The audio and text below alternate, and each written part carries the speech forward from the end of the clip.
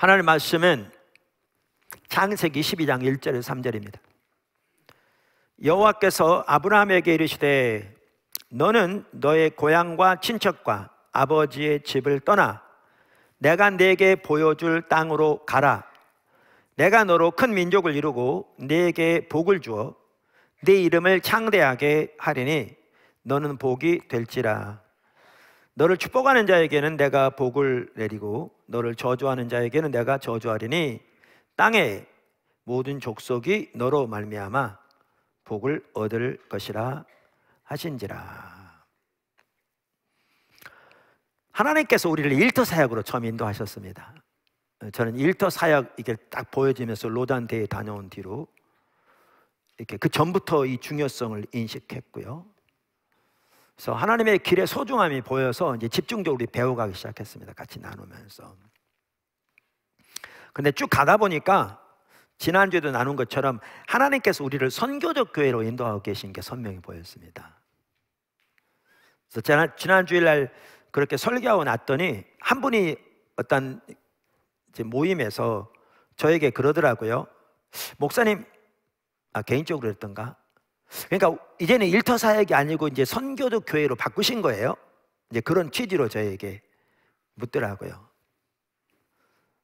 그래서 제가 그게 아니고 하나님께서 우리를 인도하신 것이 선교적 교회로 인도하고 계시고 따라와 보니까 거기에 중요한 하나의 핵심이 일터 사역인 거죠. 일터 사역. 이제 그래서 이렇게 쭉 가면서 이제 윤곽이 좀 더 보이기 시작합니다. 윤곽이.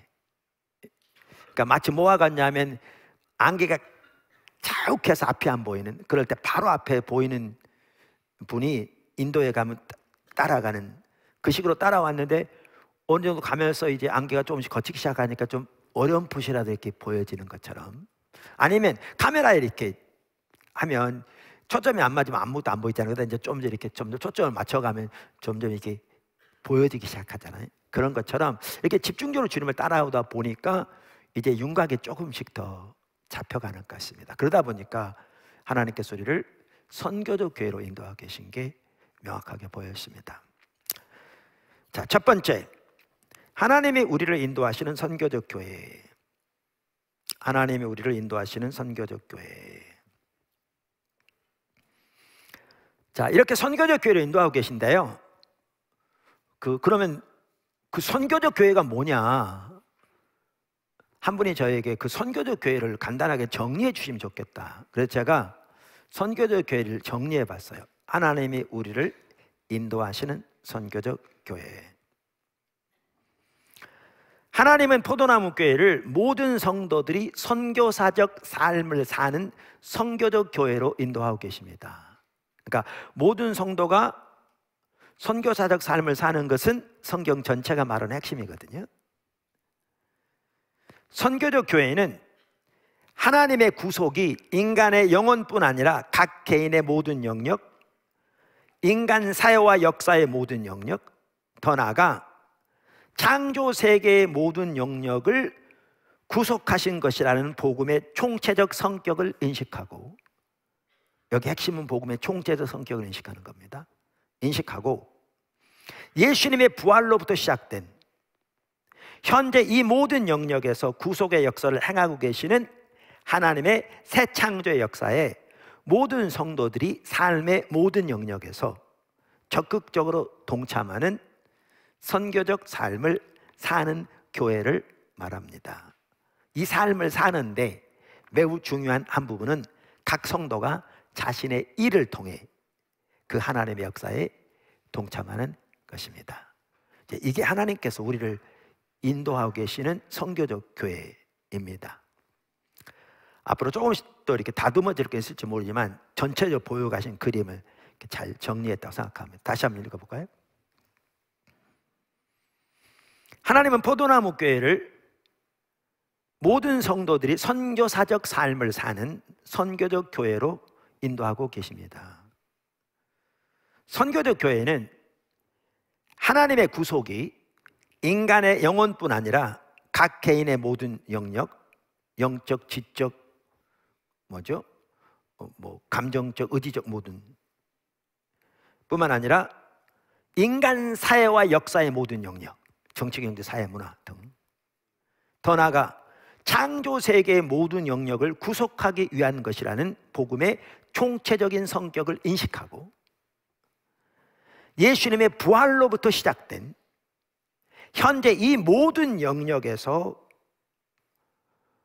구속의 역사를 행하고 계시는 하나님의 새 창조의 역사에 모든 성도들이 삶의 모든 영역에서 적극적으로 동참하는 선교적 삶을 사는 교회를 말합니다. 사실 이 삶은 동역자의 삶이거든요. 이는 하나님이 해가시는 거고, 그러면서 이 삶을 사는 데 있어 매우 중요한 한 부분은 각 성도가 자신의 일을 통해 그 하나님의 역사에 동참하는 것입니다.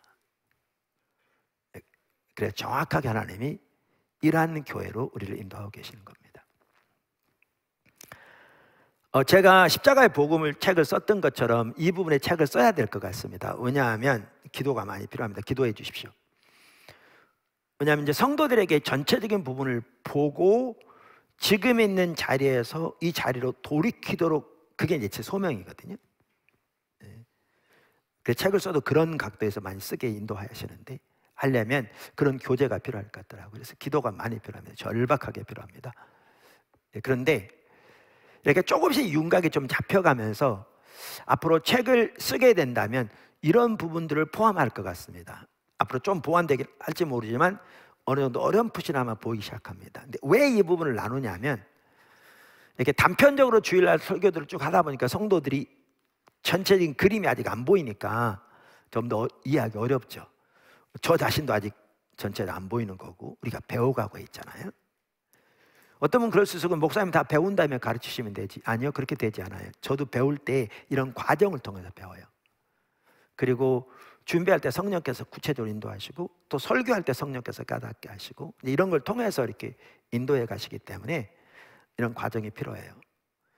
그러면 여러분은 그냥 시험 대상이라고요? 아니요, 지금 배우는 하나하나가 아주 중요한 요소들이고 나중에 전체적인 그림을 보는데도 밑바탕이고요, 올바로 이해할 수 있고, 그러니까 하나님께서 우리를 인도하신 걸 우리가 따라가는 거죠. 자, 그런데 이 전체적인 윤곽을 조금이라도 알면 설교를 더 이해하기 쉽잖아요, 전체적인 그림을. 그래서 어떤 분이 얘기도 하시고 하셔서 제가 그 앞으로 책을 이제 써야 되는데 이런 부분들을 포함하려고 잠정적으로 생각하고 있습니다. 단원들의 제목만 알려드리겠습니다. 그 단원 안에 이제 여러 과들이 상세한 부분 들어가겠지만 5개 내지 6개 단원이 될 것 같은데, 단원 1단원은 새 창조의 시작입니다. 그러니까 복음을 다루되 예수님의 부활을 집중적으로 다루려고 합니다. 여기에서 복음의 총체적인 성격도 다루려고 합니다. 우리가 이미 이제 쭉 봤던 내용들이죠. 이 단원은 선교적 교회에 대해서 다루려고 합니다. 선교적 교회.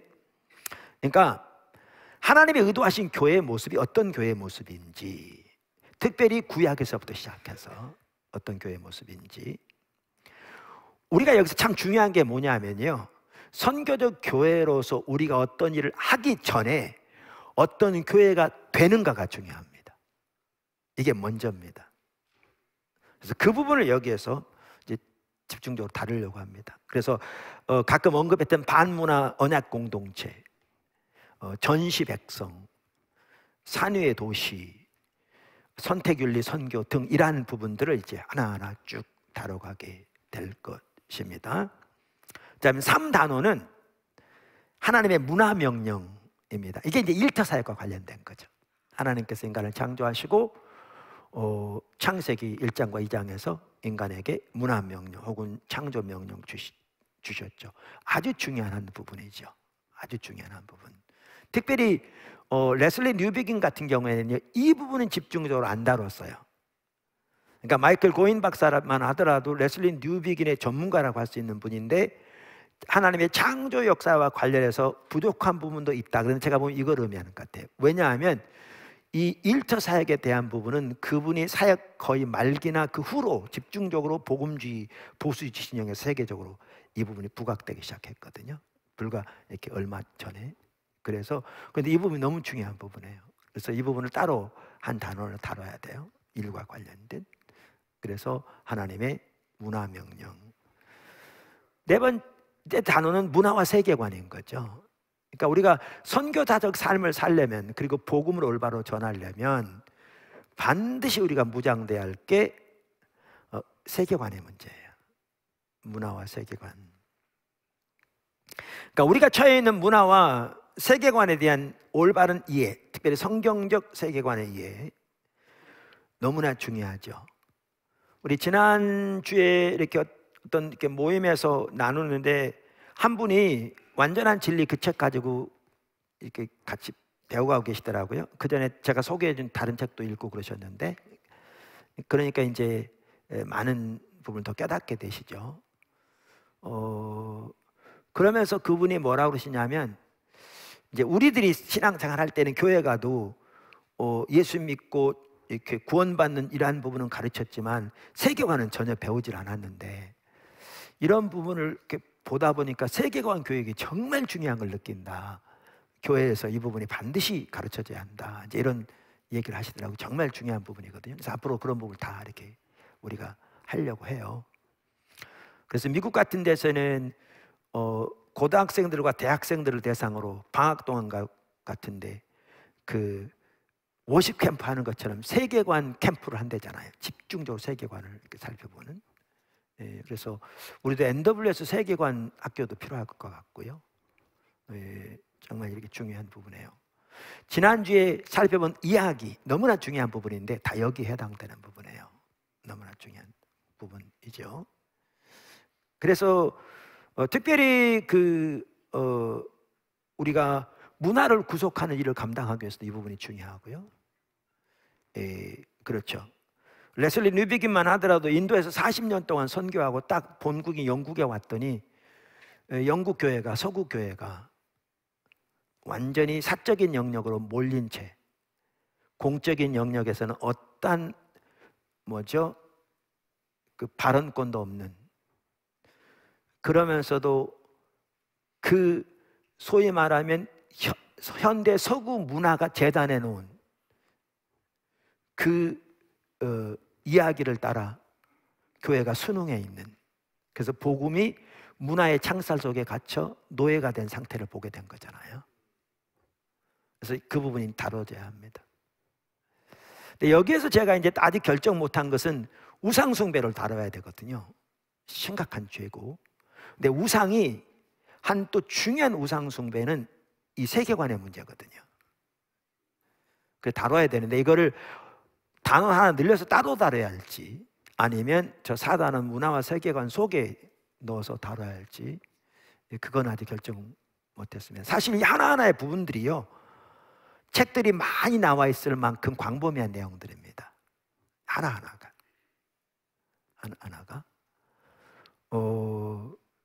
그런데 그래서 제가 선교적 교회만 하더라도 정말 필수적으로 반드시 읽어야 할 책으로 3권을 소개했잖아요. 그것만 해도 3권을. 그 페이지로 말하면 1600페이지가 넘습니다. 두꺼운 책들 많아가지고. 참고 도서로 읽어도. 그런데 말씀드린 대로 이렇게 내용들이 많은데, 목적은 오늘날 일반 성도들이 이렇게 우리가 전혀 이런 내용을 모르고 있는 성도들이 어떻게 하나님이 인도해 가신 이 교회로 돌이킬까라는 그 전체적인 그림을, 핵심적인 내용을 보고 선명히 하나님의 뜻을 깨달아 돌이킬 수 있도록 하려고 하니까 이제 매우 참 주님의 도움이 필요한 작업인 거죠. 그래서 그렇고요. 근데 5번째 단원, 마지막 단원은 세상을 향한 우리의 소명인 거죠. 우리가 그러면 선교적 교회로서 실제로 어떤 사역을 우리 각자가 감당해야 되는가라는 건데, 우리가 여러 번 말한 겁니다. 그림으로 보여드린 거잖아요. 그래서 이것은 영국 성공회에서 여러 해 동안 연구하고 서로 토론하고 해서 내린 결론인데 참 잘 정리되어 있어서 제가 거기에 일부를 이렇게 수정해서 같이 살펴보고 있습니다. 이 전체적인 그림이 다 같이 가는 겁니다. 정확하게. 그래서 거기에 복음 전도, 성도 양육, 사랑의 섬김. 이제 여기에 중요한 게 루터가 말한 vocation, 소명으로서 일, 이 부분을 다루는 게 포함되고요. 문화의 구속, 창조 세계의 돌봄. 그러니까 지금 하나님께서 우리를 인도해 가시는 부분이 이 전체적인 이런 그림입니다. 그리고 선교적 교회는 아까 말씀드린 우리를 인도해 가신 선교적 교회는 그런 교회죠. 근데 선교적 교회에 대한 용어는 많이 쓰면서도 지난주에도 나눴듯이 어떤 부분은 이런 부분을 깊이 다루지 않은 경우가 너무 많은데, 하나님께서 포도나무 교회 인도해 가시는 게 저는 선명히 보여지는데 정확하게 이렇게 인도해 가시더라고요. 그런데 그리고 이게 지금 하나하나가 성경의 핵심적인 내용들입니다. 성경 전체. 그 삶을 살아가는데 정말 필수적인, 그리고 이게 십자가 복음의 토대에서 가능한 그리고 우리가 그리로 나아가야 할 너무나 중요한 하나님의 구체적인 인도하심이고요. 또 이렇게 이 시대의 교회가 세워지는 것이 결국 소망이 있습니다. 소망이 있습니다. 하나님께서 강력하게 인도하고 계신데, 그런데 이렇게 우리를 인도해 가시는 이 선교적 교회의 모습을 레슬리 뉴비긴이 본 선교적 교회가 우리를 인도하시고 계시는 선교적 교회의 모습에 가장 근접하더라고요. 제가 쭉 보다 보니까 이 모습에 가장 근접하게 다루고 있는 분이 레슬리 뉴비긴이고요. 그래서 우리가 지난주에는 그 레슬리 뉴비긴의 교회에 대한 이해 중에 핵심적인 원동력 4가지를 언급하고 살펴보다가 2가지밖에 못 살펴봤습니다. 큰 두 번째, 오늘 이제 그 부분을 살펴보려고 하는데, 레슬리 뉴비긴의 핵심 원동력, 교회 선교 즉 선택. 교회 선교 즉 선택. 그러니까 지난주에도 나눴는데 이게 무슨 신학교 강의 같기도 하고 뭐 이런 걸 주일날 설교 시간에 하냐 그럴 수 있는데, 하나님께서 우리를 인도해 가시는 선교적 교회, 또 또렷한 부르심, 이런 부분들을 나누려면 불가피하더라고요, 이게. 그래서 오죽했으면 제가 그렇게 하겠습니까? 네. 어떻게 하겠습니까? 사실 요즘 이제 코로나가 이렇게 되다 보니까 성도들이 인내심도 잃고, 그래서 굳은 음식을 먹지 못하고 그냥 너무나 편한 음식에만 길들여졌는데, 그렇지 않아 있는 시대에 성도들이 어렵다고 아우성인데 제가 설교하기 쉬울 것 같으십니까? 여러분 제 속에 파란피 거는 줄 아십니까?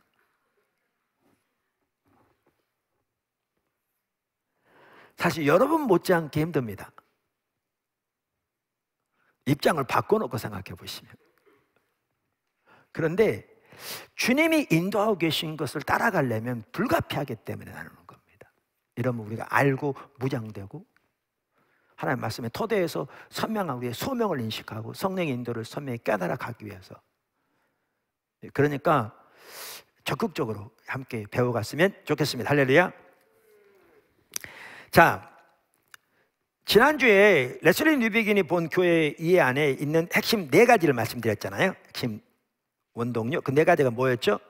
복음, 성경 이야기, 교회 선교, 문화와의 선교적 만남, 이 4가지였어요. 4가지였는데 저는 1시간에 그냥 전체적인 윤곽만 할 줄 알았는데 지난주에 2개 하다 보니까 시간이 다 됐어요. 그래서 오늘 나머지 2개를 하려고 그러는데 오늘 1가지밖에 못 할 것 같아요. 네. 그래서 그 3번째만 살펴보려고 하는데요. 지난주 설교 올린 부분에는 오늘 원고까지 다 들어있었거든요. 제가 올렸기 때문에. 근데 보시면 알겠지만 제가 막상 설교를 하려고 보니까요, 이게 큰일 났더라고요. 그래서 기도하다가 새로 준비했습니다. 네. 자, 교회 선교가 핵심인데 왜 선교를 말하면서 선택을 말하는가? 이 하나님의 선택을 올바로 이해하면 교회 선교가 보입니다. 뭐를 이해하면? 교회 하나님의 선택을 이해하면, 그러니까 하나님의 백성에 대한 하나님의 선택을 이해하면 교회 선교가 보여요. 그래서 레슬리 뉴비긴만 하더라도 그래서 교회의 선교를 말하면서 선택을 강조했어요. 정말 많이 강조한 것 같더라고요. 일반 학자들에게는 선택을 그렇게 강조한다는 것이 좀 의아하게 보일 만큼 선택을 많이 강조했는데, 왜냐하면 이 선택을 보면 교회 선교가 보이기 때문에 그런 건데, 정확하게 올바로 잡은 거예요. 이 맥락을. 지난주에 제가 이런 부분을 살펴보게 된 이유 중에 하나도 이야기의 중요성을 보기 위해서 그랬거든요. 제가 지난주 설교 마치고 났더니 한 분이 저에게 지나가면서 설교 저에게 정말 중요했습니다, 그런 분도 계셨는데, 우리가 그러한 부분을 정말 잘 이해해야 되거든요. 자, 그러면 성경은 하나님의 거대한 이야기를 담고 있습니다. 우주 안에 존재하는 모든 피조 세계의 실제에 대한 참된 이야기를 담고 있습니다. 창조부터 새 창조의 완성까지 연결되어지는 인류 역사 전체에 대한 참된 이야기를 담고 있습니다. 믿으십니까? 그러니까 우리 하나님 백성들은 이 성경에 나오는 이 이야기, 하나님의 이야기를 올바로 알고 그 이야기를 따라 살아야 합니다. 이야기를 따라 살아야 합니다. 지난주에 우리가 어떤 이야기를 따라 사느냐에 따라서 그런 이야기가 있는지 아는지 설령 모르는 한이 있더라도 따느냐에 따라 삶은 완전히 다른 양식을 갖게 될 거다 나눴습니다. 자, 그런데 성경에는 이렇게 놀라운 하나님의 이야기가 들어있습니다. 크리스토퍼 라이트도 이렇게 얘기합니다. 지난주에 제가 이 부분을 얘기 안 했는데요, 이렇게 얘기합니다.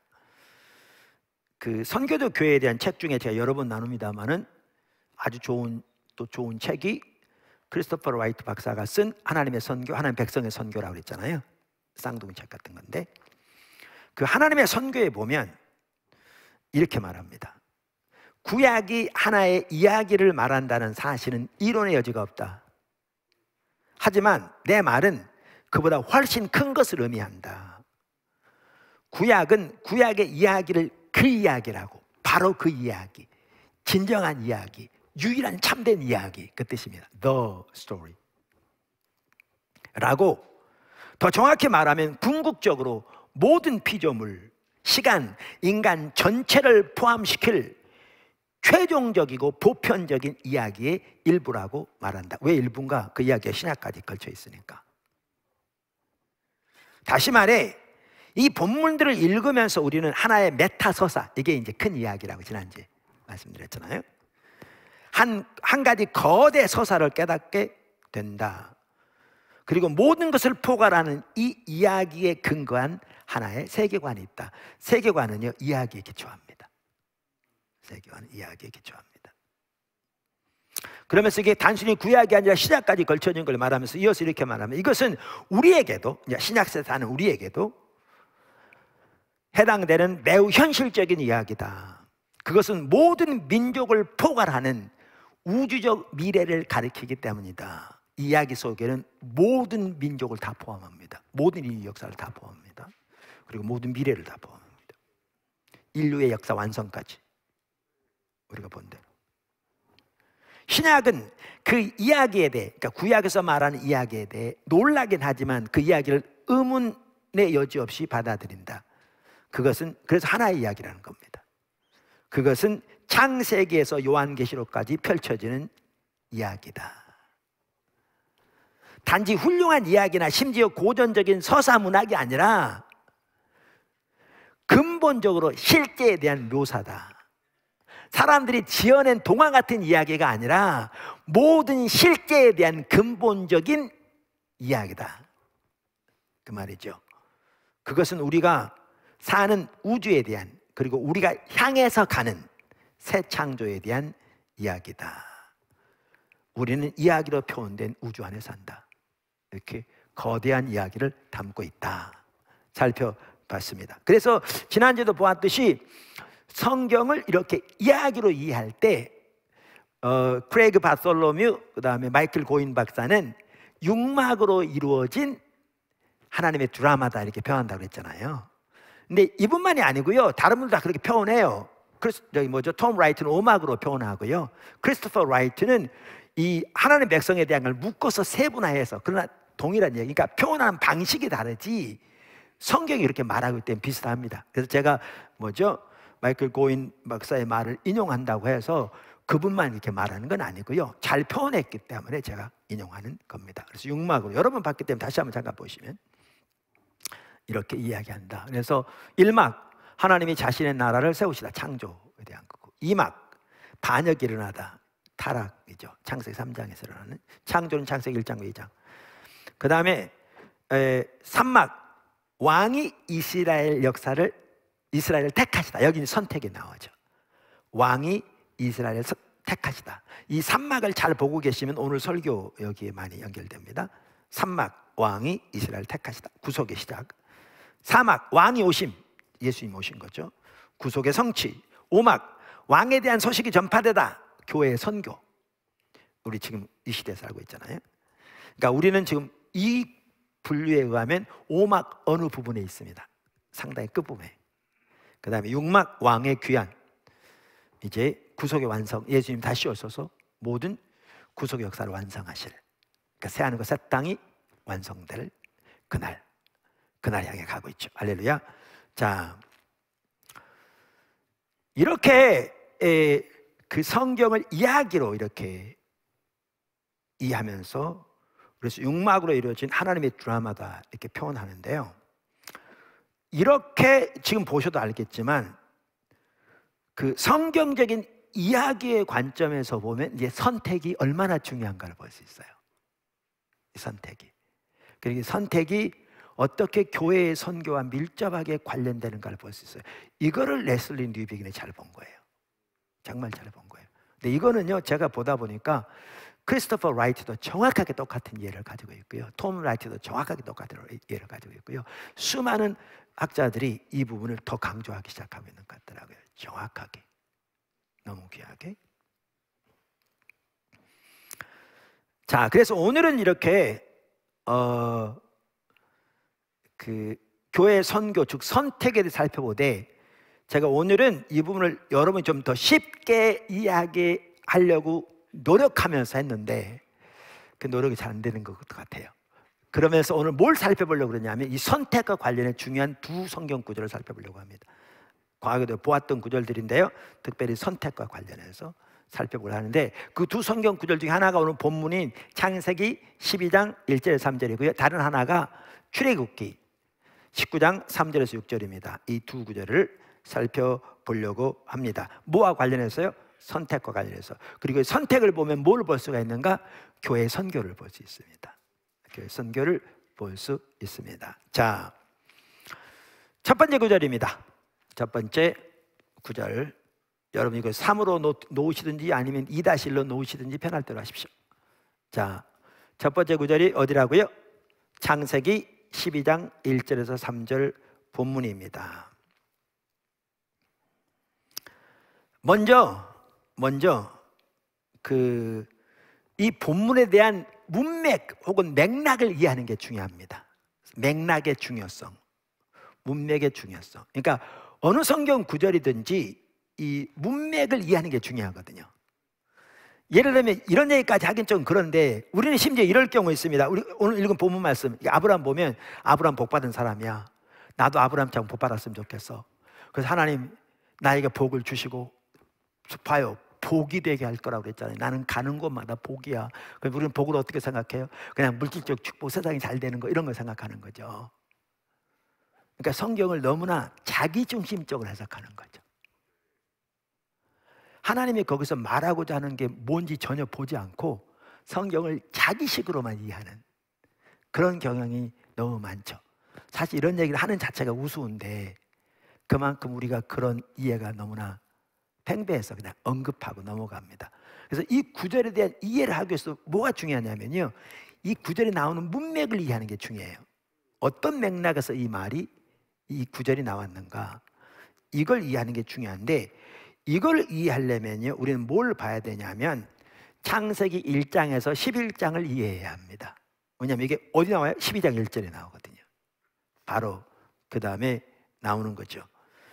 그러니까 창세기 1장부터 11장까지가 이 구절이 나오게 된 배경입니다. 할렐루야. 그러면 창세기 1장 2절에 뭐가 나옵니까? 하나님이 천지를 창조하셨습니다. 아까 말한 제1막. 그리고 천지를 창조하시되 모든 단계마다 하나님이 보기에 좋았더라. 너무나 만족하셨습니다. 완벽하셨습니다. 뿐만 아니라 인간을 창조하시되 하나님의 형상으로 창조하셨습니다. 그리고 보기에 힘이 좋았다라고 말씀하셨습니다. 그리고 인간에게 모든 피조 세계를 혹은 창조 세계를 다스리도록 그리고 가꾸고 돌보도록 명령하셨습니다. 이게 문화 명령인 거죠. 여러 번 살펴봤죠, 과거에. 모든 것이 완벽했습니다. 하나님의 샬롬이 거기에 있었습니다. 개인적으로 사람과의 관계에서, 사람과 다른 창조 세계의 관계에서 진정한 화합과 거기에 샬롬이 있었습니다. 하나님의 뜻은 항상 샬롬인데, 평강인데 거기에 충만했습니다. 할렐루야. 그런데 반역이 일어납니다. 그게 창세기 3장에 일어납니다. 인류의 타락, 자기가 스스로 하나님 되기를 선택한 겁니다. 하나님의 주권적인 통찰에 있는 것을 거부하고 자기가 자기 하나님 되기를 선택한 거죠. 이제 이런 부분에 대한 또 다른 의미들은 이제 시간 되는 대로 또 앞으로도 살펴볼 것이고요. 다양한 그 각도에서. 그러면서 그 우리가 잘 아는 대로 그 죄의 영향력은 하나님이 창조하신 모든 창조 세계에 다 영향을 미쳤습니다. 우리 인간이 전인적으로 타락하게 될 뿐만 아니라 각 영역에서 우리 지적인 면을 타락하게 되고, 영적인 면을 타락하게 되고, 감정적인 면을 타락하고, 의지적인 면을 타락하고, 뿐만 아니라 다양하게 정치경, 사회, 문화 다 이르도록, 그리고 심지어 모든 창조 세계까지 그 타락의 영향력이 확대되었습니다. 그러면서 창세기 4장부터 보면 이제 죄가 이렇게 퍼져가는 모습을 볼 수 있습니다. 점점점 죄의 영향력이 확대되는. 그래서 하나님이 어떻게 하셨는가? 노아 시대에 비로 인류를 멸하셨습니다. 그리고 노아로부터 새롭게 인류를 시작하셨습니다. 그리고 시작하시면서 노아에게 하나님이 아담과 하와를 창조하시고 그들에게 주신 명령 그대로 주셨습니다. 보면. 그런데 새로운 인류를 노아로부터 시작했지만 달라진 건 없었습니다. 타락의 영향력은 계속 남아있어서 계속 확대되기 시작했습니다. 그래서 그것이 계속 확대되면서 어디까지 왔느냐 하면 바벨탑과 바벨성을 짓는 데까지 왔습니다. 타락의 극치, 자기 스스로 하나님 되기를 선택한 타락의 극치. 그러니까 하나님께서 인간을 창조하신 그러한 요소들은 거기에 있었는데, 구조라고 표현했잖아요. 방향이 근본적으로 잘못되어서 타락은 날이 갈수록 전 영역에서 이렇게 확대되고 있습니다. 이게 11장 마지막 부분입니다. 이 자리에서 하나님의 선택의 기로에 놓인 거죠. 다시 인류를 멸할 것인가? 다 심판하고 포기할 건가? 아니면 그 상황에서 이 구절이 나온 겁니다. 12장 1절. 그 상황에서. 그래서 이 부분에 대해서 크리스토퍼 라이트는 이렇게 얘기합니다. 창세기 3장에서 11장에 나오는 이야기에는 하나님의 은혜가 어느 정도 있었다. 하지만 바벨성과 바벨탑에 대한 이 마지막 이야기에는 그런 은혜의 말이 전혀 나오지 않는다. 이제 인류의 슬픈 이야기는 혼란스러운 분열이라는 헤아릴 수 없는 상황으로 치닫는 듯하다. 그러나 하나님의 위대한 창조 사업의 모든 기본적 기반 시설은 여전히 거기에 있었다. 창조하신. 무슨 말이냐면 하늘과 땅은 순환과 계절을 계속 유지했고, 낮과 밤, 바다와 마른 땅, 땅과 깊은 곳, 인간의 영역과 신의 영역을 구분하는 중대한 경계선은 보존되고 있었다. 식물과 동물들은 본연의 의도대로 번성하고 있었고, 인간들은 가정과 국가 안에서 번성해가고 땅을 채워가고 있었다. 문화 명령은 이루어가고 있었다는 거죠. 부분적으로. 문제는 뭐였죠? 타락이죠. 그래서 이렇게 얘기합니다. 하지만 또 다른 차원에서 보면 모든 것은 하나님의 목적이 지닌 본래 선을 떠나 비극적으로 표로하고 있었다. 땅은 인간의 죄 때문에 저주를 받았다. 인간들은 세대가 더해감에 따라 악의 목록을 더하고 있었다. 질투, 분노, 살인, 복수, 폭력, 부패, 만취, 성적 문란, 교만. 지금 그 책에 나온 내용, 성경책에 나온 내용만 하더라도 사람들은 짐승을 죽여 음식으로 먹고 있다. 하나님이 허락하긴 하셨지만 이것이 창조주에게 기쁨을 주는 것은 절대 아니다. 여자들은 출산의 선물과 함께 고난과 고통도 함께 받는다. 남자들은 땅을 정복하는 일에서 성취감을 발견하지만 땀과 좌절 역시 따른다. 남자와 여자는 성적으로 보완되고 친밀함을 누린다. 하지만 거기에는 유욕 및 지배도 따른다. 인간 마음의 모든 성향들은 변함없이 약하다. 과학 기술과 문화는 진보하고 있지만 악기와 농사 도구를 만들 수 있는 기술은 또한 폭력적인 죽음을 낳는 무기를 만들어낸다. 이렇게 점점 타락해진 거죠. 그래서 바벨탑에까지 이르는, 이 상황에서 어떻게 할 것인가라는 게 하나님의 선택의 기로인 겁니다. 이 부분을 폰을 하더라고요. 독일 학자인데 창세기 주석에서 정말 잘 표현했더라고요. 저 읽다 보면 저 같은 경우에 야, 참 잘 표현했다 싶더라고요. 지금 이 상황, 이 11장 말의 이 상황, 그분이 이렇게 표현했어요. 그렇기 때문에 원시 역사는 날카로운 불협화음 속에서 중지되는 듯하다. 그리고 우리는 이제 긴급하게 질문하게 된다. 열방과 하나님과의 관계는 결국 깨어졌는가? 은혜로 오래 참으시던 하나님은 이제 지칠 대로 지치셨는가? 하나님은 진노함으로 영원토록 열방을 거부하시는가? 고심하며 12장을 읽은 사람이라면 누구도 피해갈 수 없는 무거운 질문이다. 이런 질문을 하게 된다는 거죠. 사실상 창세기의 저자는 원시 역사 전체를 통해서 바로 이러한 질문을 엄격하게 제기한 것이었다. 그럴 때에만 독자는 탑을 건설하는 삭막한 이야기 뒤에 나오는 이상하리만큼 새로운 것을 이해할 준비가 되기 때문이다. 그러면서 갑자기 12장에 새로운 걸 준비하신다는 거죠, 하나님이. 그 새로운 것이란 바로 아브라함의 선택과 축복이다. 이 상황에서 하나님이. 그러므로 우리는 여기서 원시 역사와 신성한 역사가 긴밀히 들어맞는 시점, 즉 구약 전체에서 가장 중요한 지점 중 하나에 서 있다. 이 지점이 구약 역사의 가장 중요한 지점이라는 것은 판멸로 갈 것인가, 거기 하나님이 새로운 역사를 시작하시는, 신성한 역사를 시작하시는 이 기로, 모함으로 아브라함을 택하시고 복 주시는 사건을 통해서 여기에 서 있다. 이게 아까 말한 대로 그 인류의 타락에 대한 하나님의 반응으로 이게 얼마나 놀라운 일이었던지 크리스토퍼 라이트 박사는 아마 이 순간에 천사들도 숨을 멈췄을 거다, 이렇게 표현합니다. 제가 읽어볼까요? 하나님은 이제 무엇을 하실 수 있는가? 하나님의 다음 계획은 오직 하나님만이 생각하실 수 있는 엄청난 일이다. 그런데 하나님은 바벨 땅에 한 나이 많고 자식 없는 부부를 보시고 그들을 우주적 구속이라는 그분의 선교 전체의 발사대로 삼기로 택하신다. 그 엄청난 계획이 드러났을 때 하늘의 천군 천사들조차 헉 하고 숨을 들이쉬며 놀랐을 것이다.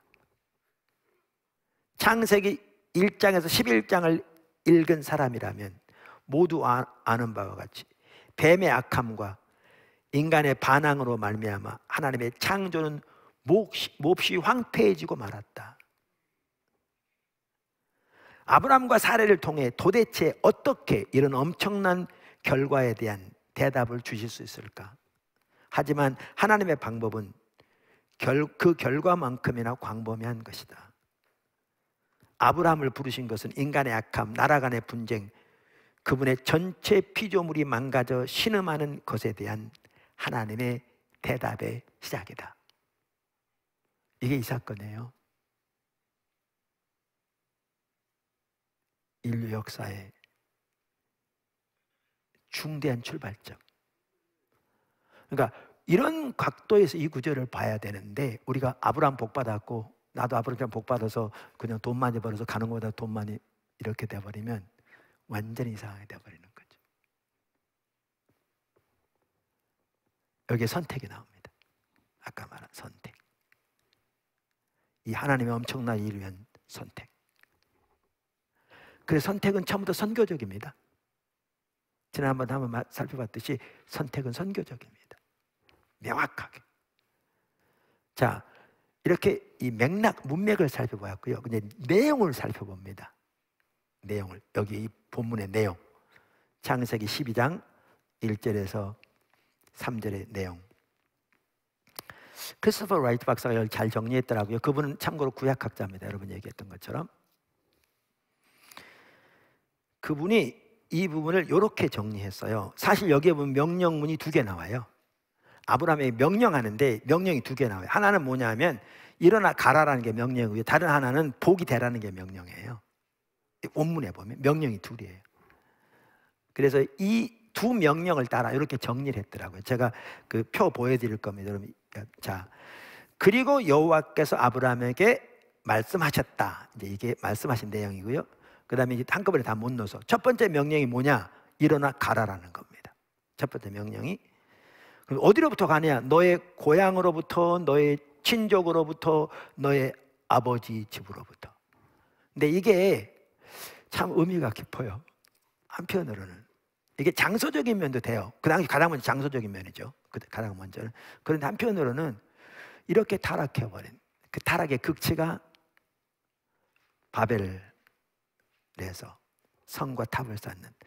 근데 그 바벨로부터 이 노부부를 택한 거거든요. 하나님이 이 바벨로부터 늙도록 아이를 낳지 못하는 그 노부부를 택한 거예요. 하나님이 전적인 은혜로 선택. 그러면서 뭐라고 그러냐면 거기서 가라. 그러니까 한편은 우리가 이게 이런 의미도 분명히 있어요. 우리가 이 우상 숭배적인 이교도적인 세계관과 이야기에 토대한 그 문화 속에 살고 있잖아요. 거기서 택하신 거죠. 교회를. 그래서 우리에게 선교적 교회로 우리를 명하신 한 가지는 일어나 가라라는 거예요. 집 나가라는 얘기가 아니고 그 문화, 그 우상숭배적인 세계관, 그 하나님을 대적하는 그 사조에 기초한 이야기에서 떠나라는 거죠. 자, 그래서 집으로 떠나라. 그리고 내가 내게 보여줄 땅으로 가라. 영토가 관련되기도 하고요. 그러면 이제 이렇게 하겠다는 거죠. 주님이, 하나님이 뭐라고 그랬어요? 그러면 내가 너를 큰 민족으로 만들겠다. 내가 내게 복을 주겠다. 내가 너의 이름을 크게 하겠다. 그러니까 아브라함에게 있다도 나오지만 주신 것은요, 먼저 그가 복이 되게 하신 겁니다. 복이 되게 하신 겁니다. 자, 그 다음에 명령이 또 나와요. 일어나 가라고. 또 다른 명령이 있어요. 하나 뭐라고? 두 번째가 복이 되라, 그 얘기죠. 이제 두 번째 명령이 여기 나옵니다. 그리고 복이 되라. 근데 그 복이 되는 자의 말하면서 연결이 나오죠. 나는 너를 축복하는 자를 축복하겠다. 반면 너를 얕잡아 보는 사람을 내가 저주하겠다. 이제 이분이 그렇게 쉽게 번역한 거죠. 그런 내용이라 그 말이죠. 그 다음에 그리고 너의 안에서 땅의 모든 친족 집단이, 족속이 그 말을 그렇게 번역해서 친족 집단이 복을 받을 것이다. 보면요, 복이 되게 하시고 그를 통해 모든 친족 집단, 모든 민족이 복을 받게, 복의 통로가 되기 위해 부르셨어요. 그 시점에서 하나님의 구속사역의 시작이에요. 그러니까 선택. 선택의 목적이 너무나 선명해요. 할렐루야. 그리고 이제 그 구절은 그리고 아브라함은 여호와께서 그에게 말씀하신 대로 갔다. 이게 4절에 나오는 내용이죠. 그래서 이런 부분을 볼 때에 지난번에 살펴본 덤브렐 같은 학자는 창세기 12장 1절 3절은 타락의 결과에 대한 하나님의 답변이라고 표현하고요, 이제 아브라함을 부르심으로 준비된 것은 세상의 구속사에 대한 신학적 청사진이다. 이게 전체적인 그림이다. 이렇게 말하고 있어요. 그래서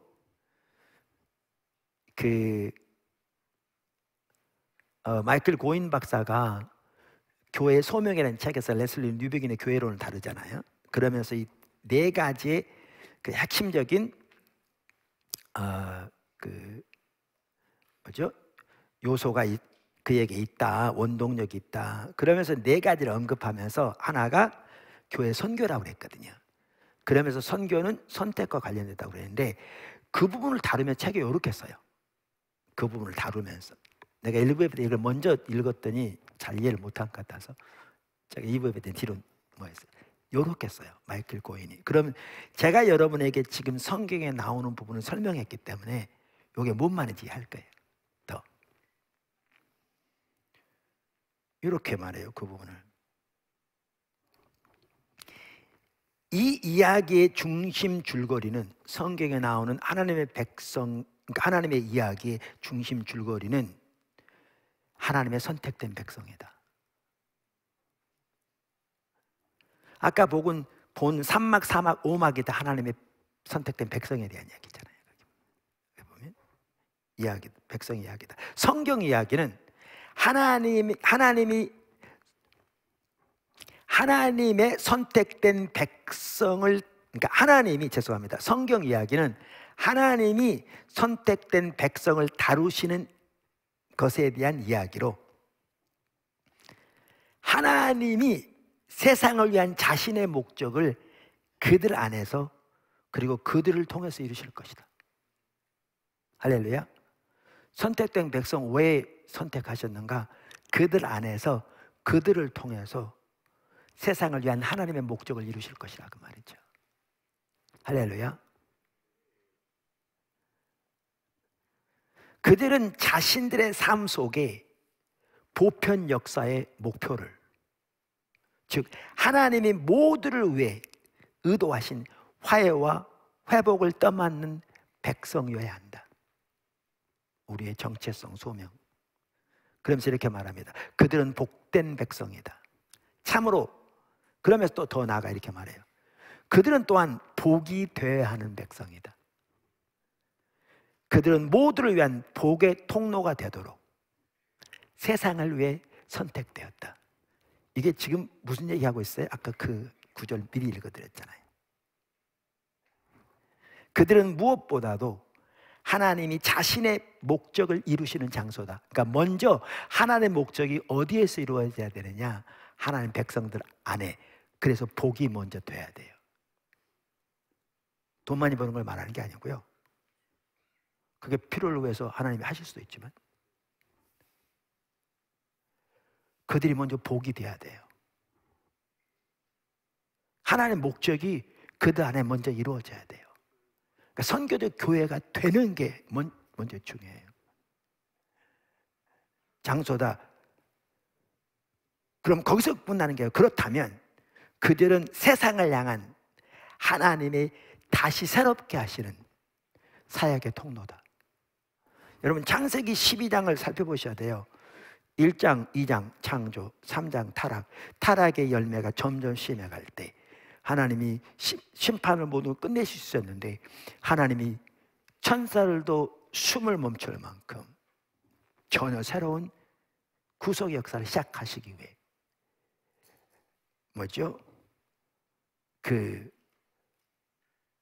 바벨 지역에서 노 부부를 택한 거잖아요. 그래서 하시기 오는 게 뭐냐 하면 이 타락의 결과로 가져온 모든 것들을 구속하기 위한 하나님의 구속 역사를 시작하시면서 일하신 거예요. 이게.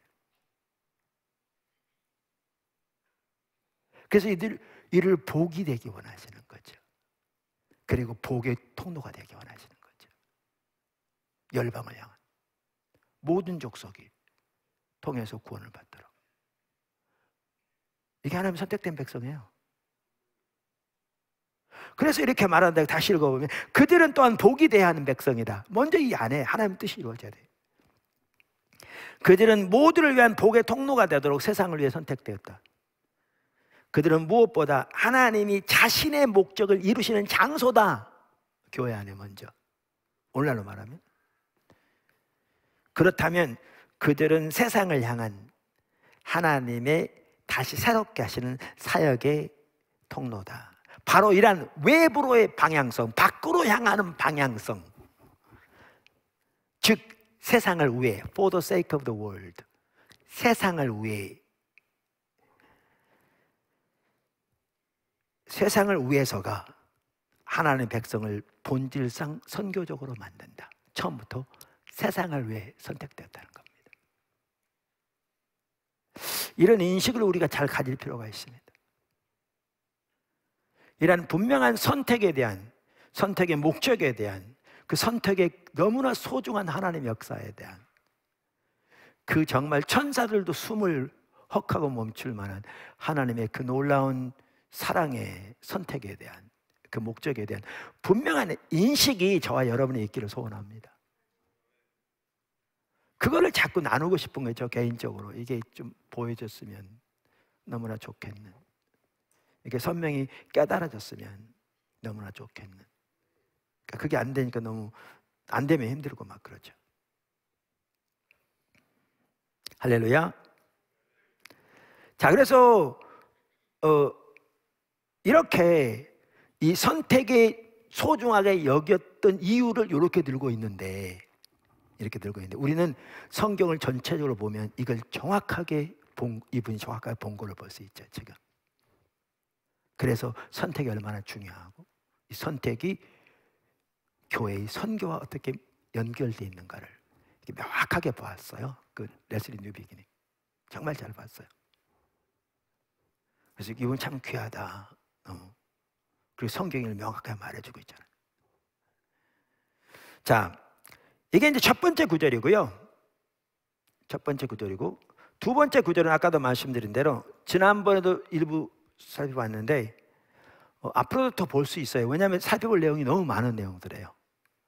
사실 오늘 살펴보는 이 그 창세기 12장도 전체적인 그 문맥과 내용만 간단히 보았지 자세한 내용은 아직 안 봤어요. 거기에 보면 사실은 선택과 관련 살펴볼 부분이 참 많죠. 기회 되면 살펴볼 거고요. 또 하나의 구절은 어디냐면 출애굽기 19장 3절에서 6절이에요. 이 부분도 과거 일부 보았어요. 오늘도 일부 볼 겁니다. 자, 잘 아는 구절이죠. 한번 읽어볼게요. 3절에서 6절 같이 볼까요? 한번. 모세가 하나님 앞에 올라가니 여호와께서 산에서 그를 불러 말씀하시되 너는 이같이 야곱의 집에 말하고 이스라엘 자손들에게 말하라. 내가 애굽 사람에게 어떻게 행하였음과 내가 어떻게 독수리 날개로 너희를 업어 내게로 인도하였음을 너희가 보았느니라.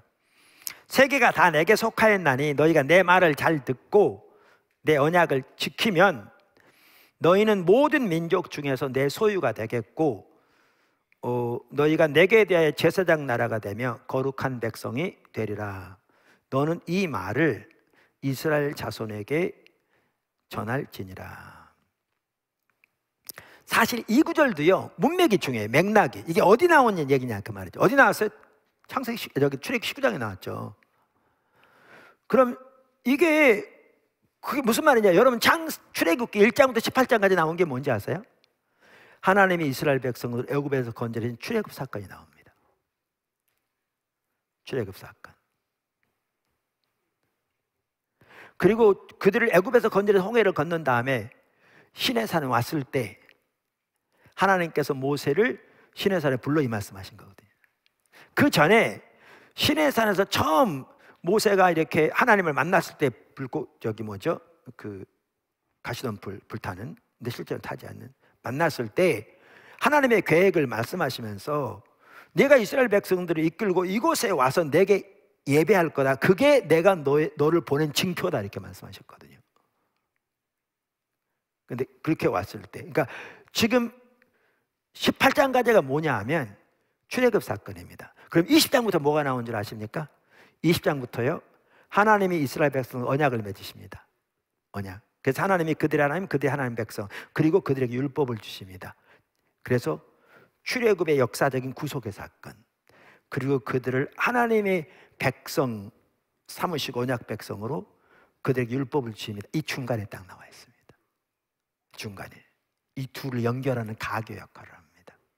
아주 중요해요. 그래서 크리스토퍼 라이트는 이걸 뭐라고 표현하냐면, 저 문에 보면요, 그걸 경첩이라고 그러나요? 저 문을 이 벽하고 이렇게 연결시키는 거 있잖아요. 이렇게 딱 붙어 있도록. 그거라고 그래. 여기는 번역에는 돌적이라고 되어 있는데 경첩 같은 그거라고 표현해요. 둘을 연결시키는. 그만큼 중요한 이 구절이 딱 그 뭐죠? 창세기 12장 1절 3절과 정확하게 같은 맥락이거든요. 자, 제가 한번 이 구절에 대한 그 배경 읽어보겠습니다. 출애굽기 19장 4절에서 6절은 하나님의 핵심 진술로 마치 출애굽의 돌적이처럼 출애굽 이야기 1장부터 18장과 율법과 언약수의 이야기 20장부터 24장 사이에 나온다. 이 본문은 이스라엘의 정체성과 하나님이 그들에게 부여한 역할을 규정한다. 정체성, 역할. 게다가 이 본문은 이스라엘의 정체성과 역할을 뭐에 기초해서 하냐면요, 지금은 과거죠. 출애굽 사건, 역사적인 출애굽 구속의 사건, 이것에 기초해서 정체성과 역할을 그 역사적 맥락에서 규정하고요. 더 나아가 이제는 하나님이 세계가 다 내게 속하였으니 그랬잖아요. 온 세상의 소유자로서 우주적인 맥락에서 이 지금 뭐죠? 정체성과 역할을 주시는 거죠. 하나님 백성들에게. 그것은 하나의 이야기며 그러면서 이렇게 말합니다. 출애굽기 나머지 부분과 레위기에서 신의 산 언약을 공표할 때, 그러니까 출애굽기에도 계속 나오고 레위기에서 신의 산 언약을 공표하는 거 나오는데, 이 전체에 대한 신학적 서원 역할을 한다. 그러니까 요한복음에 보면 1장 1절부터 14절까지가 서문이거든요. 요한복음 전체에 나오는 핵심적인 메시지를 요약해 놓은 게 서문인데, 이 구절이 출애굽기 전체 이야기, 또 뭐죠? 신의 산 언약 전체의 서문이다, 기초다, 이렇게 말하고 있죠. 그러므로 뭐죠? 신의 산 언약의 모든 세부 사항들은 이 구절을 토대로 이해한다, 이렇게. 그만큼 중요한 배경 역할을 합니다. 자, 그러면 여기에도 보면 아까도 말씀드린 대로 지금 선택과 관련해서 지금 나누고 있는데요. 우선 한 두 가지를 간단히 언급하면, 우리가 여러 번 살펴보았듯이 이 구절에 보면 하나님의 구원 행위가 관계적 성격을 띠고 있는 걸 볼 수 있어요. 무슨 말이냐면, 하나님이 그들을 애굽에서 건져내야 돼 하나님의 그 놀라운 능력과 권능의 손을 펴서 하나님께로 인도했다고 그랬잖아요. 하나님과 친밀한 교제로. 핵심이 관계적 성격인 걸 볼 수 있어요. 아멘. 더 나아가 여기 선택이 나오는데 그들을 선택하신 거잖아요. 이 선택 혹은 부르심만 보더라도 전적으로 하나님의 은혜로 인한 것임을 볼 수 있어요. 조금 이따 그 내용을 좀 더 보겠지만, 여기에 보면 오늘 본문에 보면 뭐라고 말했냐면 이렇게 돼 있어요. 세계가 다 내게 속하였나니 너희가 내 말을 잘 듣고 내 언약을 지키면 너희는 내게 대하여 너희는 모든 민족 중에 내 소유가 되겠고, 이게 이제 여기 보면 세 가지가 나오고, 아주 중요한 말, 내 소유, 내게 대해 제사장 나라가 되며 거룩한 백성이 되리라. 이 세 가지 신분, 정체성이 나오잖아요. 매우 중요한. 자, 그러니까 우리가 잘못 이해하면 이스라엘 백성들이 하나님의 언약을 잘 지키고 하나님의 말씀을 잘 들은 결과로 이런 백성이 되는 것처럼 잘못 이해할 수 있다고요. 마치 하나님의 선택, 하나님의 부르심이 하나님 백성의 공로로 인해서 되어진 것처럼 잘못 이해할 수 있다고요. 원래 일부 사람들은요, 구약에서는 행함으로 구원받았고 신약은 믿음으로 구원 온다고 그러는데 그건 전혀 말도 안 되는 얘기입니다. 구약에서도 전혀 행함으로 구원받지 않았습니다. 그 말도 안 되는 얘기입니다. 그거는 전혀 성경을 모르는 얘기입니다. 전혀 그렇지 않습니다. 근데 여기 중요한 게 있습니다. 먼저 살펴보기 앞서서 지금 이게 몇 장에 나와요? 19장에. 이 얘기 뭐냐면 18장까지 이미 출애굽한 후입니다. 이들이 언약을 잘 지켰기 때문에 하나님이 출애굽시킨 게 아니고요, 전적인 하나님 은혜로 하나님의 능력의 손길로 그들을 건져내셔서 여기 지금 데려다가 여기에 이 말씀하신 거거든요. 그러니까 전혀 그들의 뭐죠? 그 행함의 결과로 된 게 아닙니다. 그래서 이 크리스토퍼 라이트도 이렇게 말합니다. 잘 정리하고 있습니다. 저와 같은 이해입니다. 하나님이 이스라엘 백성들을 구원하신 것은 그들을 향한 그분의 은혜로운 사랑 때문이지, 그들이 구원받을 만하거나 하나님께 순종함으로써 그것을 얻어낸 것이 아니었다. 이건 성경 전체 명명백백합니다. 반복해서 하면 그 말씀하십니다. 율법에도. 할렐루야. 그런데 이제 여기에서 끝나지 않습니다. 이게 참 중요합니다.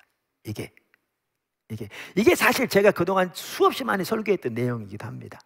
그러니까 정확하게 같은 관점에서 지금 말하고 있는 거죠. 정확하게. 이제 그래서 은혜로 선택받았고 하나님의 사랑 때문에 하나님 백성 되었고 거룩한 이란 그 정체성을 갖게 되었다. 이 놀라운 정체성, 하나님 백성으로 선택받은 백성으로. 그거는 이제 다 이해했어요. 근데 여기서만 딱 끝나버리면 이제 반쪽만 하는 겁니다. 제가 먼저 이 크리스토퍼 라이트 얘기를 먼저 읽을게요. 그리고 설명을 할게요. 근데 여기까지 딱 말하고 난 다음에 이렇게 말합니다. 이렇게 말합니다. 그러나 이제 전환점이 있는 거죠.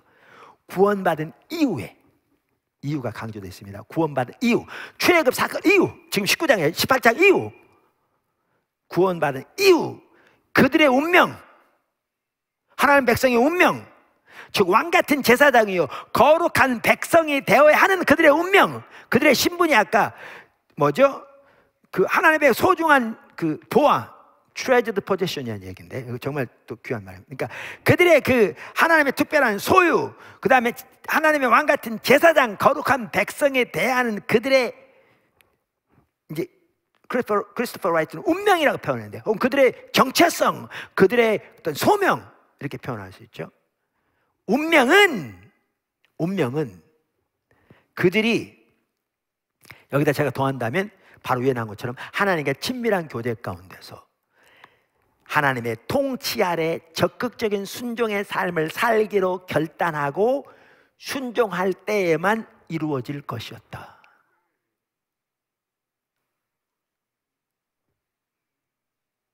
할렐루야. 그러니까 여기에도 조금이라도 다시 언급할 뭐가 나오냐면, 여기에도 뭐가 나오냐면 선택이 먼저 나오고요, 은혜로. 그 다음에 윤리가 나옵니다. 윤리가. 그 다음에 뭐가 나오면 선교가 나오는 거죠.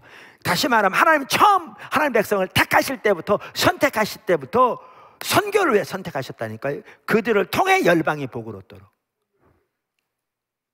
복이 되게. 할렐루야. 그래서 그것을 지금 여기는 뭐라고, 같은 맥락에서 뭐라고 표현하냐면 거기에서 거룩한 백성, 제사장 나라라고 표현한다고. 이따 살펴볼 텐데 제사장 나라 같은 의미인 거죠. 그런데 요게 이루어지려면 그 사이에 뭐가 들어있어야 된다? 윤리가 들어있어야 한다는 거죠. 제가 이런 부분을 수없이 많이 나누다 보니까 이렇게 잘 이해하지 못하는 것 같더라고요. 그게 뭐냐면 이 뜻이라니까요. 여기에 보면 왕같은 제사장, 이러면 거룩한 백성 혹은 제사장 나라 이렇게 말하면 우리 오늘날 너무나 많은 사람들이 이걸 신분적으로만 이해한다니까요. 구원받으면 이런 사람이 되는 거야, 신분적으로만. 근데 성경이 말할 때 이것은 단순한 신분적인 게 아니에요. 그들의 정체성은 신분적이 되는데요, 성경이 말하는 것은 그 신분의 역할을 실제로 하는 걸 말하는 거예요. 그리고 그 열매가 나타나는 거예요. 예를 들면 지금 현재는 문재인 씨가 대통령인데 또 며칠 후면 대통령 선거하죠. 누가 될지 모르죠. 그럼 누구누구가 대통령인데 그 사람이 나는 대통령입니다 말만 하는데 대통령 역할을 전혀 안 해. 아무도 대통령 인정도 안 해. 대통령 권한도 전혀 이렇게 행사하지도 않아. 행사할 능력도 없어. 그리고 대통령이 사인해도 어떤 효력도 없어. 만약 그러면 그게 무슨 대통령이에요? 뭔 말 이해하시죠? 대통령 그러면 대통령 정책성 신분이 있는 반면에 이 신분이 의미하는 바가 실제로 나타나는 게 대통령인 거예요. 성경에서 이 말하는 이런 내용들은 그런 내용인 거예요. 근데 하나님이 이렇게 선택하셨는데, 선택은 전적인 하나님의 사랑의 표현이고 은혜로 되어진 것인데, 그래서 이 놀라운 정체성을 주셨는데 이 정체성이 실제로 이루어지려면 이거를 하나님 앞에 그런 그 헌신을 통해서 얻어낸다는 게 아니라 은혜로 이 정체성을 주셨는데, 이 정체성이 실제로 활동하고 열매를 맺으려면 그 뜻이에요. 제가 대통령 예를 든 것처럼. 근데 우리는 오늘날 이거를 신분적으로만 이해해버리니까 우리가 전혀 심각한 상태에 있는데도 심각한지를 모르는 거예요. 우리는 여전히 신분적으로 그런 상태라고 생각하니까.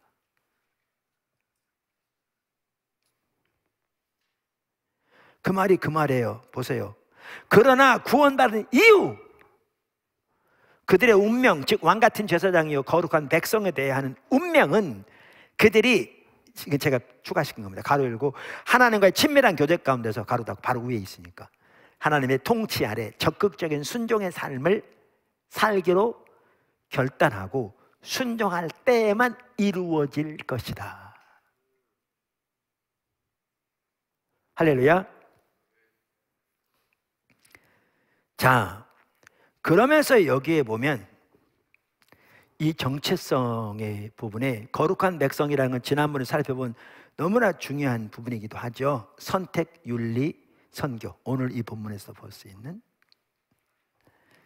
근데 그 부분은 이미 보았고요. 제가 보니까 시간도 어느 정도 돼서 오늘 이 선택과 어떻게 교회의 선교가 연결되는가를 보려면 여기서도 뭐로 부르셨다고요?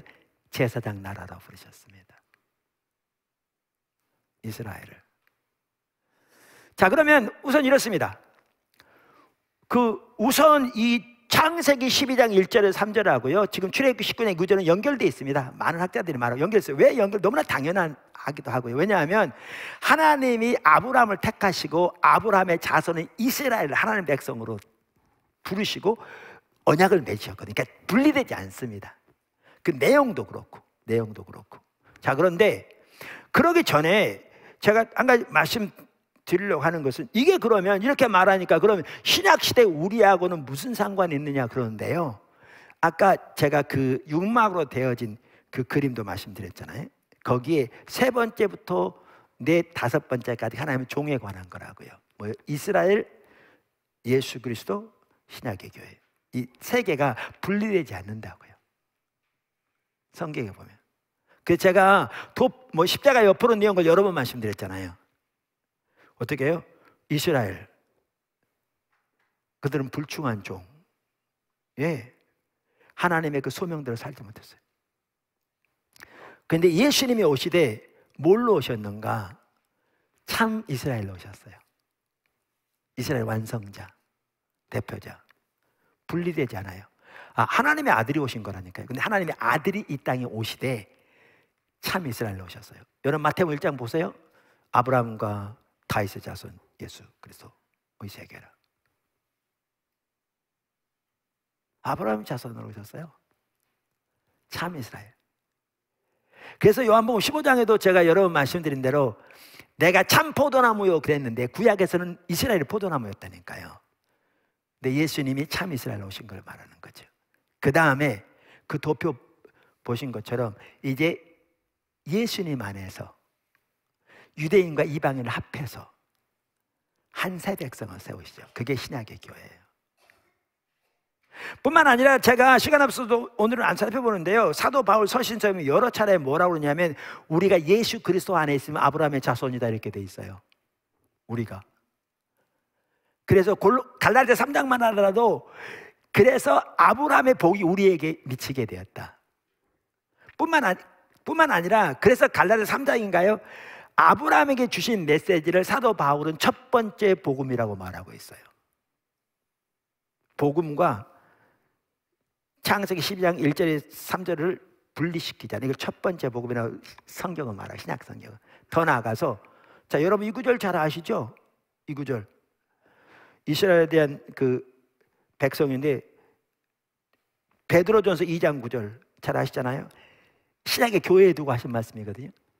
너희는 택하신 족속이요 왕같은 제사장들이요 거룩한 나라요 그의 소유된 백성이니 이는 너희를 어두운 데서 불러내어 기이한 빛에 들어가게 하시니 아름다운 덕을 선포하게 하려 하심이라. 어디서 많이 본 구절 아니에요? 출애굽기 19장 정확하게 말하고 있는 거예요 지금. 누가 지금 이들이라는 거예요? 신약의 교회를 말하는 거예요. 저와 여러분. 그래서 성경은 그래서 아까도 말씀드린 대로 이 세 종이 분리되지가 않아요. 연결돼 있어요. 이 이해가 너무너무 중요한 거예요. 이 이해가 너무너무. 그러니까 그래서 창세기 12장 1절 3절에서 그리고 출애굽기 19장 3절 6절에서 우리는 그것이 단순히 구약 이스라엘 백성들의 이야기가 아니고 그게 우리의 이야기인 걸 봐야 돼요. 여기에서 단순히 그들의 선택을 볼 것이 아니라 우리의 선택을 거기서 보아야 돼요. 이 성경 이야기를 보셔야 한다니까요. 성경의 전체적인 말씀하고 계신 바를 보셔야 된다니까요. 오늘날 잘못하고 있는 것 중에 하나가 뭐냐면 구약은 약속이니까 그냥 다 끝난 것처럼, 중요하지 않은 것처럼. 천만의 말씀입니다. 더 심지어 그때는 뭐 율법 시대였고 요즘은 은혜 시대라 전혀 말도 안 되는 얘기를 가지고 분리한. 아니요. 그래서 우리는 창세기 12장에서도 출애굽기 19장에서도 우리는 하나님의 백성을 선택하신 이 선택이 교회의 선교와 관련되는 건데, 그래서 교회의 선교라고 하는 게 틀린 말 아니에요. 거기에서 우리의 선택이 거기에 들어있고요, 거기에 우리의 소명이 들어있어요. 할렐루야. 자, 그런데 출애굽기 19장만 하더라도 하나님께서 거기에 그 부르시되 그 중에 하나가 뭐였어요? 제사장 나라로 부르셨어요. 너무나 놀라운 일이죠. 그 나라 전체를 제사장으로 부르셨다는 얘기예요. 그러니까 이스라엘 제사장 나라로 부르셨다는 얘기는 이스라엘 나라 전체를 제사장으로 부르셨다는 거예요. 무엇을 위한? 열방을 위한. 할렐루야.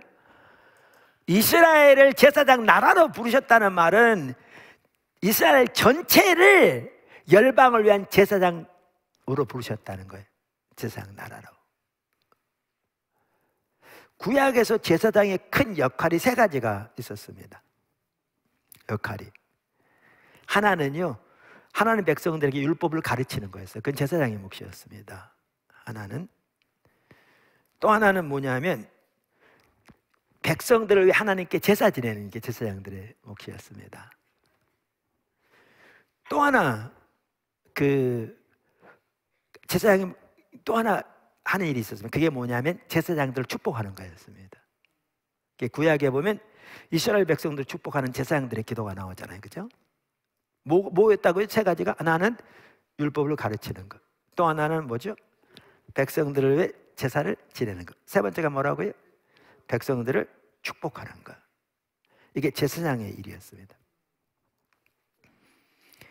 그래서 크리스토퍼 라이트도 이렇게 얘기합니다. 제사장직은 이처럼 하나님을 아는 지식을 백성들에게 전하고 백성들의 제사를 하나님께 드리는,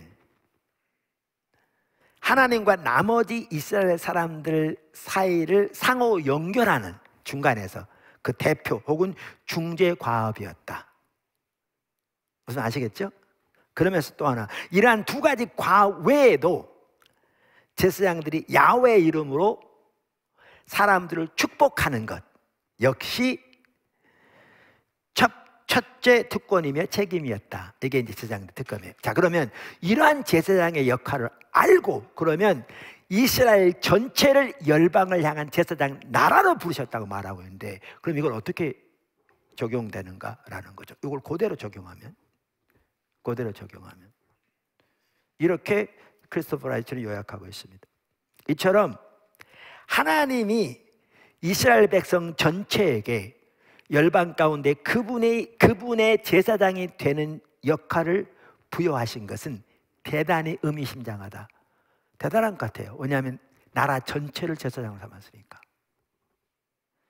그들은 야훼의 백성으로서 하나님을 아는 지식을 열방에게 전해주고, 열방을 하나님과 속지 않은 수단으로 데려오는 하나님께로, 오늘날 예수님의 십자가의 공로를 통해 데려오는 역사적 과업을 가지고 있었다.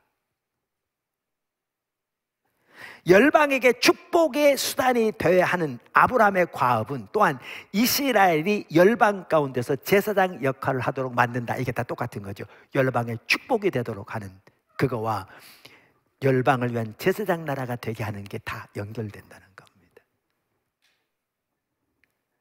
이스라엘 사람들을 축복하는 것이 제사장의 역할이었던 것처럼 궁극적으로 모든 열방을 축복하는 것이 이스라엘 전체의 역할이 될 것이다. 제사장 나라로서. 이게 신약의 교회하고도 밀접하게 관련이 있다고요. 이처럼 하나님의 백성의 제사장직은 그들이 아브라함 안에서 선택된 것과 연관이 있는 선교적 기능으로 열방에게 영향을 끼친다. 이스라엘의 제사장직이 하나님과 그분의 백성이, 그러니까 하나님과 그분의 백성의 종이 되도록, 제사장직이 하나님과 그분의 백성의 종이 되도록 부름받고 선택받은 것처럼 이스라엘 전체는 하나님과 모든 민족의 종이 되도록 부름받고 선택되었다. 이게 교회의 부르심입니다.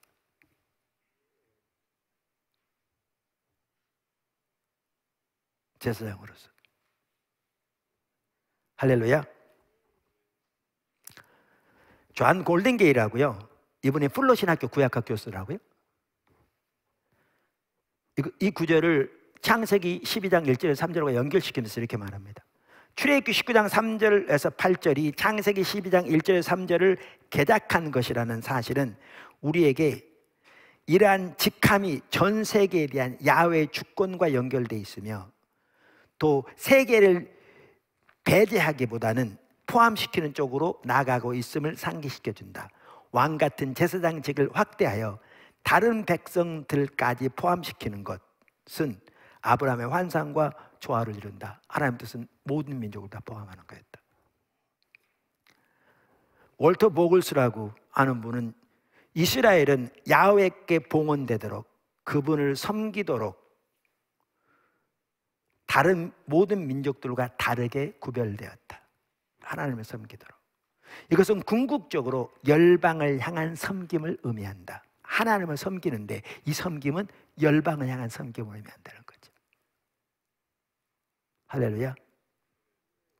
그러니까 우리가 이런 이해가 분명히 있어야 될 것 같습니다. 우리가 하나님을 섬기기 위해서 구별됐잖아요. 근데 하나님을 섬김은 열방을 섬기는 것이 그 중에 하나의 핵심인 거죠. 당연히 그것만 아니죠. 우리가 예배하고 등 그렇지만 그것이 열방을 향한 섬김으로 나가야 되는 거죠. 그 하나님 부르심에 지금 보십시오. 쫙 하나님의 그 계획을 보십시오. 선택과 언약은 이처럼 그 자체가 목적이 아니라 다른 어떤 것을 위한 수단이다. 이 본문 출애굽기 19장 3절에서 8절은 앞에서 아브라함에게 주신 약속들에서 살펴본 것을 확증해 준다. 그는 언젠가는 한 민족을 이룰 것이며 그 민족으로부터 모든 열방이 구원의 복을 받을 것이다. 이렇게 말했는데 정확히 그걸 연결시킨다는 거죠. 이스라엘은 중재자다. 그들은 인류를 하나님께 더 가까이 데려와야 하고 인류를 위해 하나님께 기도해야 하며 인류를 위해 중보해야 한다. 아브라함이 그랬던 것과 마찬가지다. 그들이 하나님을 섬기는 것은 다른 민족들을 대신 섬기는 것이다. 하지만 이스라엘은 또한 사람들에게 하나님의 계시, 그분의 빛, 그리고 구원의 복된 소식을 가져다 줌으로써 하나님을 사람들에게 더 가까이 모셔와야 한다. 자, 왜 레슬리 뉴비긴이 그토록 선택을 강조했는가? 이렇게 하나님의 이야기에서 선택을 보면 그게 교회의 선교와 핵심적으로 관련 있는 것을 볼 수가 있는 거죠. 핵심적으로. 그래서 하나님께서 우리를 선교적 교회로 인도하고 계신다는 것은 하나님이 처음 아브라함을 부르실 때부터 이제 그것이 예수님을 통해 구속의 성취로 이루어지고, 이제 예수님이 제자들을 보내신, 우리 흔히 대임용어 말하는 이게요, 이 전체적인 이야기의 맥락에서 되어져야 합니다. 이해돼야 합니다.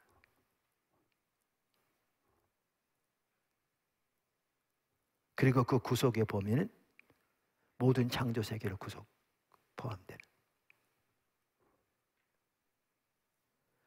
그 소명을 위해 택하신 거죠. 우리가 많은 경우 우리는 하나님의 선택을 받은 백성이라고 맞습니다. 소중한 하나님의 백성 자녀. 근데 거기에만 안주하면서 때로는 자만하고, 때로는 이스라엘 백성들이 일부 그랬던 거죠. 우월감을 가지고 다른 백성들을 멸시하는 자리에 간다면 정말 그 소명을 실패한 이스라엘 백성들처럼 되어버리는 거죠. 더 심각하게. 그래서 선택을 살펴보면서 이것이 어떻게 교회의 선교와 연결되는 거지. 우리가 아까도 아는 것처럼 그렇게 우리의 선택, 그 은혜에 감사하면서 우리가 그 소명 늘 인식하면서 주님의 은혜를 구하면서 주님 따라가는 우리 포도나무교회 되기를 간절히 소원하고요. 또 우리가 그렇게 우리 모두가 주님을 잘 따라갈 수 있기를 주님을 축원합니다. 아멘. 우리 같이 기도하겠습니다. 가정에 있는 분들도 시간이 됐는데 간단히 기도하죠.